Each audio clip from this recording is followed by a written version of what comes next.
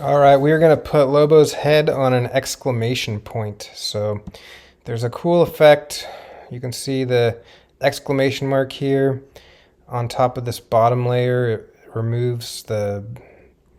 creates a cutout from the rest of the image so that only the part inside the exclamation mark is displayed. And then if you have two images of the same size, you can align them and you can remove the background and do some erasing and put Lobo's head so that the arms and body and legs are gone. And then you can add your marketing message. So let's go for it. I'm going to go to the Adobe Express homepage and drop in my image. And it's a nice 1596 by 2048, so original aspect ratio works good. And let's see. I think I can leave it here for now, and I'm going to duplicate it, dot, dot, dot from the contextual menu after selecting it, and duplicate, and then marquee, drag around both, and do top center to realign them, and then they get pushed over to the right a hair, so I'm going to drag them back, and they are aligned and centered. So I'm going to turn the top one off for now, we don't need it, so I'm going to use the bottom layer to do the text cutout effect. So I'm going to come here to text, and I'm going to add my text, and I'm going to add a shift 1 exclamation mark, and then drag it so you can see it. And I want to wait to get some other options. No, because I resized it already. I don't get other options. All right, so I'm going to remove it. Maybe I have to like redo this menu. Okay, so now I get some options. So I kind of like this chunky one. You know, the tall, thin ones don't look so well. So whatever this is, Source Sans Pro, I'm going to go with. And I'm going to now kind of dial in my size here. I want the bottom of the exclamation mark to be kind of where the legs start at the bottom. That looks pretty good right about there, actually. I could make it a little bigger, so I'm making sure that it goes up into the mouth area, and I'm just kind of looking at there we go, at the nose. The smart guide says to do it there, so. All right, so now with these bottom two, actually, I want to put my exclamation point on top of the Lobo that is not zero transparency. Okay, so the top. So right, so now when I go to my exclamation point and I do this shape, and you can see how here the orange is kind of outside, which is what I want. And if I add text cutout, then it like makes the inside transparent and the black fill goes away. And then I can increase this shape size, and I can change the color to white. So I'm going to click on here and then click on white.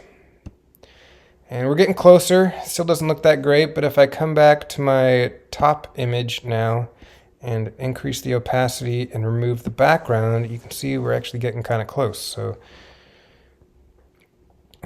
all right, so we want just the exclamation mark and the head to stay here. And it looks like I might need to remove the background from this image as well. So let's go do that while we're here. Okay, so I'm going to target this top image, and I'm going to get my erase out. I want to say erase tool because in Photoshop, you got your toolbar on the left, but I guess I don't know all the naming conventions for Adobe Express. Okay, so I'm going to, right, if I erase, you can see I don't need the feet. Oh, I might have to get rid of those later. And then, all right, you just want to be careful once you get close to like the head.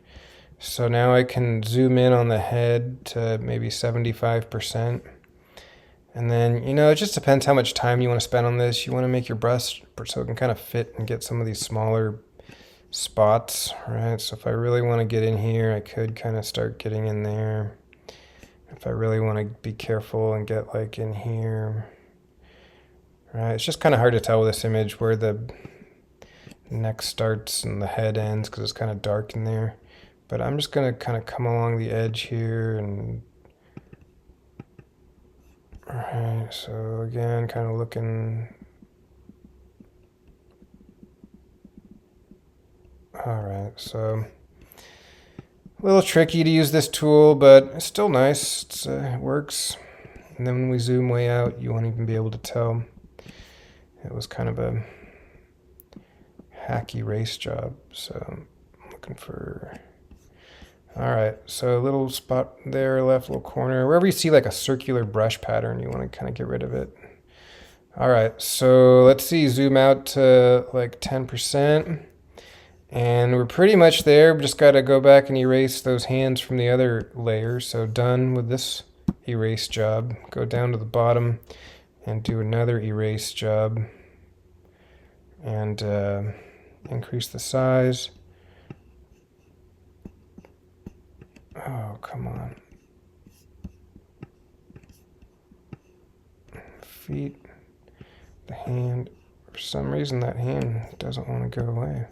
If I zoom, maybe it's from the first image, or the top image, right? Do I have to go up here now, and then do erase, and get the hand? There we go. All right, so pretty good.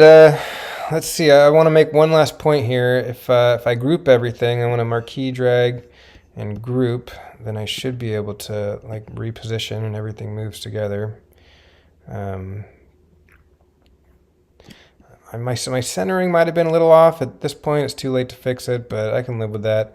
I guess the last point I want to make is if you come to the background color and go to none, you see you don't really get no background, a transparent background. Like if I put an image behind here, it wouldn't look good. So I am going to leave it as white and then download it, upload it, and remove the background to make it transparent. So download, PNG is fine. Put it on the desktop. Looks like it went right there. And then go to the home Adobe screen and drag in my image, original aspect ratio. All right, I want to remove this background, but if I come and click on the image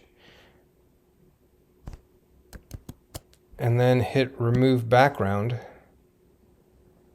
it takes a piece off of my exclamation point, which looks bad. So I'm going to Command Z, edit, undo, click on the background, go to this erase tool, quick selection, the default is fine, and then I want to paint the background all around, and you don't see anything happening, but if you go to restore, you can see you got your marching ants around the image, around the exclamation point, and if you hit done and go change your background to none, then you got an image that you can put a background on. So I can go to media and photos and radial gradient or anything and bring in oops. So if you bring it in, if you have your image selected, then it replaces the gradient inside your bounding box. So I'm going to just bring the image in so it creates a second layer.